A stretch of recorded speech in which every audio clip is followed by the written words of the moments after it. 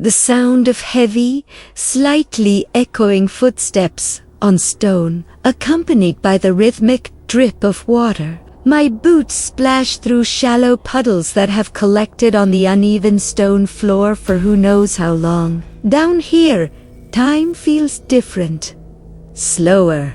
Every sound, from my own breathing to the constant drip, drip, drip from the ceiling, bounces off the walls and comes back to me, a ghostly echo of my presence. The air is thick, heavy with the smell of damp earth, stone, and something else, something ancient. Dust motes dance in the narrow beam of my headlamp, like tiny sprites guarding a forgotten realm. It's been 3 years since I first found that diary. 3 years of deciphering faded ink, cross-referencing maps that no longer match the world above, and chasing a story that most historians would call a myth. A story of a hidden Confederate treasury. A so-called last stand fund that was never found after the Civil War. The diary, written by a Union soldier named Silas, spoke of betrayal, a secret pact, and a location so deep, so hidden, it was meant to be lost forever. Beneath the earth, he wrote, lies the heart of a forgotten war, and the last secret of those who fought it. For a long time, I thought he meant gold, riches plundered and hidden away. But the last few entries, they became strange, almost delirious. He wasn't just describing a hiding place, he was describing a tomb, a place of finality. His words became less about treasure and more about a burden that needed to be secured. Up ahead, my light catches something. Not just more rock and mud. It's metal, dark, rusted, and massive. I pick up my pace, my heart starting to pound against my ribs, a frantic drumbeat in the oppressive silence. And then I see it. It's a door, a colossal iron vault door set right into the living rock, as if it grew here. The craftsmanship is incredible, brutal and yet intricate. Rivets, as thick as my thumb, stud its surface, and in the center, an eagle emblem, unmistakably from the Civil War era, is deeply engraved, its iron gaze staring into the darkness. This is it.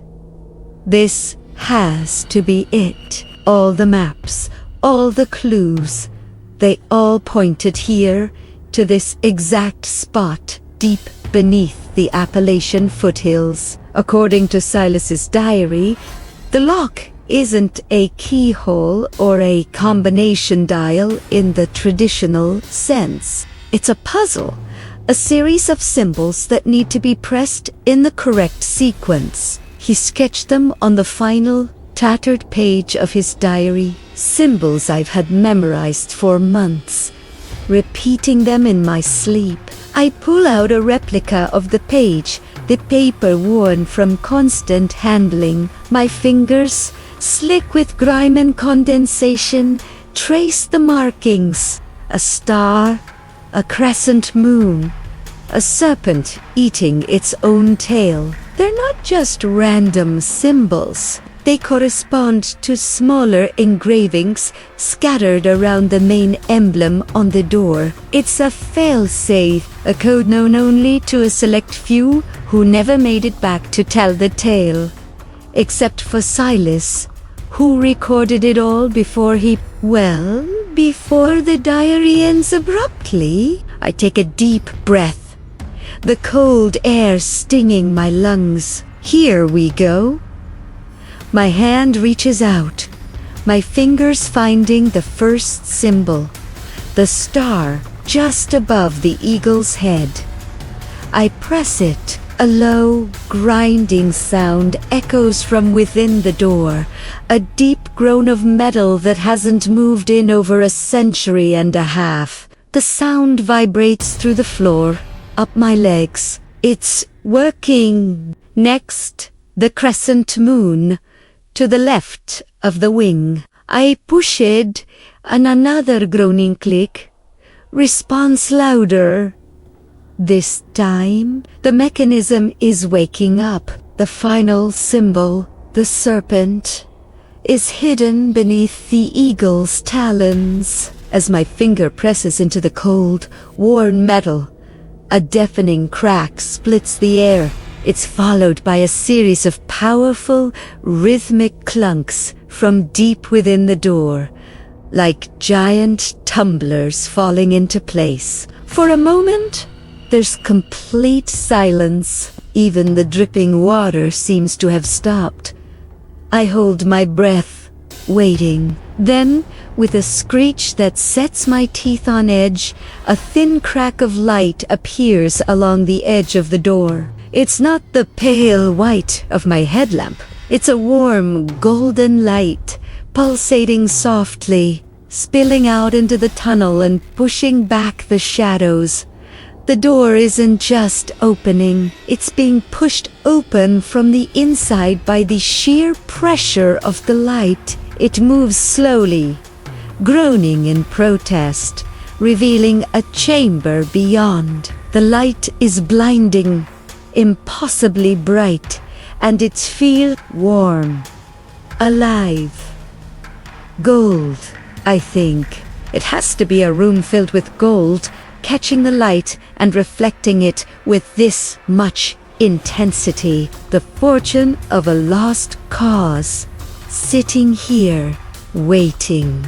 I take a step forward, shielding my eyes. The chamber is vast, far larger than I could have imagined, and as my eyes adjust, I realize the source of the light isn't a pile of coins or bars of bullion. It's something else entirely.